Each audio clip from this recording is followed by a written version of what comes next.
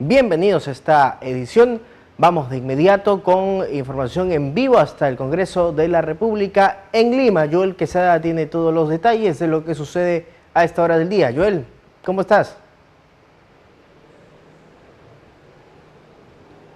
¿Qué tal? ¿Cómo estás, Armando? Muy buenas tardes. Sí, en efecto, imágenes en directo desde Pasos Perdidos del Congreso de la República. Acaba de finalizar la intervención del señor ministro de Comercio Exterior y Turismo, Juan Carlos Matius, y me acompaña aquí precisamente. ¿Cómo está, ministro? Muy buenas tardes, bienvenido a la multiplataforma de Sol TV, todo el país lo está escuchando.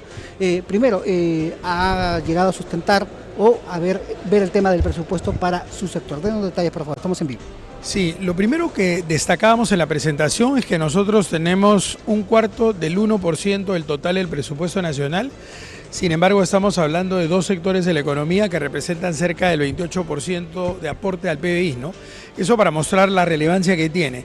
Y un elemento súper importante que siempre en estas presentaciones destacamos es el hecho de que son dos sectores fuertes generadores de puestos de trabajo entre directos e indirectos. En el caso de la actividad exportadora generan aproximadamente 4.3 millones de puestos de trabajo entre directos e indirectos, y en el caso del sector de turismo nos estamos acercando al 1.100.000 puestos de trabajo entre directos e indirectos. Otra característica es que hay una masiva participación de micro y pequeñas empresas. Muchas veces se piensa que ese es un negocio de grandes operadores o empresas exportadoras de las grandes. Una participación muy importante de micro y pequeñas empresas, 69% del total de empresas exportadoras son MIPES, y la tercera característica es que son dos sectores fuertemente descentralizados, es decir, mencióname el producto que quieras y te digo qué región viene y no es de Lima. Entonces sale la carga por el Puerto Callao, pero son productos que se desarrollan en todo el país. Entonces, otra característica fundamental es que destacamos acá. Hemos tenido una mejora presupuestal con respecto al año pasado, y eso es un esfuerzo que hace el gobierno y el Ministerio de Economía, que es de aproximadamente 11% más de lo que hemos tenido este 2023. Y este 2023, y eso nos ha servido para tener un poquito más de presupuesto, hemos tenido resultados interesantes contemplando lo difícil del escenario. En materia exportadora, es cierto, estamos enfrentando un escenario de desaceleración del mundo, incluso con recesión en algunos países, y aún así han continuado creciendo algunos productos.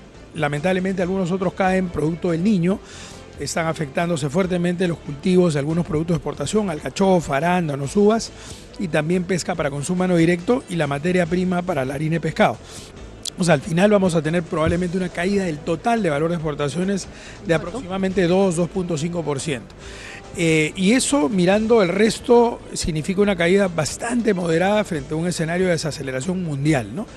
Ahora, en materia de turismo, si nos comparamos contra el año 2022, tenemos una recuperación moderada. Y yo diría que vale la pena resaltarlo porque en el turismo receptivo estamos creciendo aproximadamente 25% y en el turismo interno aproximadamente 26%, ¿no? Eso en un escenario complicado, como todos sabemos, y eso teniendo en cuenta que es una comparación con respecto al año pasado. Si nos comparamos con el pre-pandemia, todavía estamos rezagados. En el turismo receptivo teníamos 4.4 millones de visitantes, se ha llegado a 2 millones el año pasado y estamos pasando a 2,5 millones este año. Sí. Quiero consultar, señor ministro, precisamente en torno a este escenario, lamentablemente, del fenómeno del Niño global en el norte. Tenemos muchas empresas agroindustriales, miles de puestos de trabajo, como precisamente están en conversaciones con los gremios.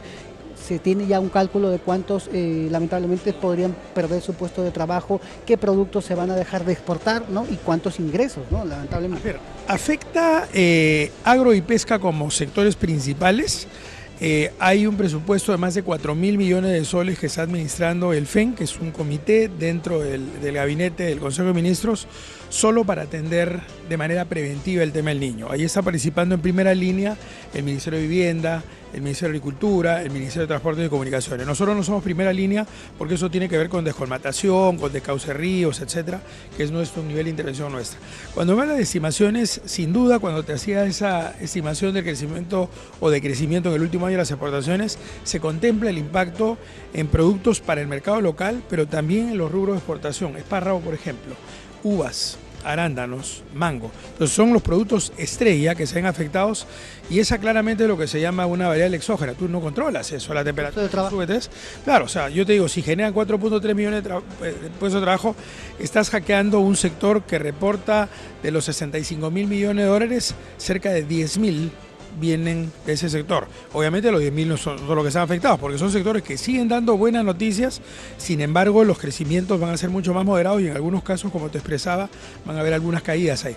Ahora, en el tema de turismo, estimado ministro Juan Carlos Matius, algunos representantes del sector turismo estaban preocupados por este escenario de continuos estados de emergencias, ¿no? Porque esto imposibilita, ¿no?, que abran sus negocios los emprendedores, se dinamice la economía regional en regiones que son turísticas, Cusco, La Libertad, en fin, entre otras ciudades. ¿Cómo también se viene conversando para mitigar esta situación? pediría justamente el apoyo de ustedes porque es un tema fundamentalmente comunicacional, es decir, cuando han habido declaraciones de emergencia por un tema sanitario, como pasó con el Julián Barré o el dengue, era porque en ese estado de emergencia es más fácil importar la maquinaria, equipo y medicinas para resolver el tema.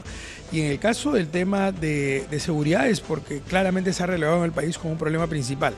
Eso es un hecho y esa es una medida que toma el gobierno básicamente para salvaguardar a la población. Nosotros como sector obviamente tenemos tu postura en el sentido de la preocupación de cómo nos afecta y por lo tanto, y ahí venía el tema comunicacional, es cómo transmitimos eso afuera para que no haya una alerta exagerada con respecto a eso. Al contrario, que lo tome como una medida. Vienes y hay seguridad donde tú vas a estar. Nadie te va a asaltar. Alertas en las embajadas para que no viajen, ¿no? Exactamente, por eso transmitimos inmediatamente una comunicación en el sentido correcto para que no se genere ese tipo de preocupaciones. Y acuérdate que lo que hemos pedido y se está cumpliendo es que se decretan emergencias regionales o por ejemplo por distritos, claro, focalizadas, porque antes salía declaración para el Perú y se bloqueaba el turismo hacia acá. Entonces creo que es conciliar un poco las dos posiciones y creo que está habiendo un esfuerzo grande por corregir el tema de seguridad, pero sí. ¿Rechazaría, digamos, una propuesta de emergencia nacional porque esto perjudicaría directamente al sector turismo? Eso no significa que no deje de interesarme y preocuparme el tema de seguridad nacional, o como cualquier ciudadano en el Perú, eso es un tema fundamental, pero tenemos que tener cuidado en cómo se establece y cómo se comunica, ¿no? Si se hace masivo, evidentemente la repercusión afuera puede ser muy nociva en materia de flujo turístico. Estimado, conversamos en directo con el ministro de Comercio Exterior y Turismo, Juan Carlos Matius. Bueno, ¿qué piensa de esta moción de interpelación? Se aprobó ayer en contra de su colega de gabinete, el ministro del Interior, Vicente Romero, precisamente. Sí, mira, todos los ministros estamos expuestos a ser auditados, revisados y nos pueden llamar a comisiones como ha pasado ahora para explicar lo que estamos haciendo y por qué, ¿no? De todas maneras, ese nivel yo lo acepto y me parece absolutamente válido. Y interpelación me parece una palabra mayor frente a un sector que está haciendo los esfuerzos con recursos absolutamente limitados. Entonces, Prudente. claro, yo lo que digo es, simplemente es auditarnos, cuestionarnos, solicitarnos información sobre qué se hace y por qué se hace, sustentar presupuesto, eso nos compete a todos y nos pueden llamar en cualquier momento. Interpelar es una palabra mayor, ¿no? Interpelar significa además un desgaste, digamos, de todo el esfuerzo por tratar de dar una explicación sobre temas que se vienen trabajando de manera regular, además desde un sector que tiene presupuestos limitados para una demanda enorme, ¿no? Entonces yo sí doy fe que se está haciendo un esfuerzo grande ahí y yo apelaría a que siempre hayan las consultas que corresponden como acabamos de tenerlas. ¿No es prudente para usted interpelar en estos momentos al ministro del Interior? Me parecería que no. Una última pregunta. Hay críticas también aquí en el Parlamento. Se está cuestionando, a pesar de que ya se aprobó el viaje de la presidenta Dina Boluarte al Vaticano, a Alemania, no a Europa, que viaje en medio de esta emergencia de inseguridad, dicen algunos parlamentarios, y de global. ¿Es prudente también que la presidenta viaje? Lo que pasa es que el país no puede parar, o sea, la presidenta viaja porque cuando tú sales a hacer un trabajo de promoción de inversiones, que es un poco el eje principal en el caso de Alemania, marca una enorme diferencia el que vaya a la cabeza de Estado. O sea, podemos ir ministros, empresarios y eso puede traer buenos resultados, pero marca una gran diferencia que te acompañe el presidente. Entonces, significa un espaldarazo y una validación de todo lo que se esté expresando. Ayuda muchísimo en que la percepción sea súper positiva. Obviamente hay urgencias internas, pero no se tiene por qué dejar de atenderlas porque viajó. Y además, eso de la atención virtual se hace hasta para fines educativos. Yo he estado ahorita justamente en Madrid de promoción de inversión y tenía que despachar cosas internas y estaba conectado en la noche. O sea, te terminas trabajando 20 horas en lugar de trabajar 10 o 12, ¿no? Muchísimas gracias, estimado ministro Juan Carlos Matius de Comercio Exterior y Turismo. Estuvo con nosotros en la muchísimas gracias, muy buenas tardes, en la multiplataforma de Sol TV, aquí en el noticiero en directo, Armando. Bueno, hemos hablado de diferentes temas, pero sin duda preocupa, ¿no?, el sector de exportaciones, ¿no?, y toda la economía que genera la agroindustria, industria, los trabajadores, ¿no? La pesca industrial, evidentemente, ¿no? Y vamos a estar atentos, precisamente, ¿no? Además del sector turismo, como siempre. Adelante, Armando. Muchas gracias, Joel, por la información. Precisamente también en las últimas horas este ministerio ha tenido reuniones importantes, incluso con un mercado que es muy atractivo para el Perú, y hablamos de El Salvador.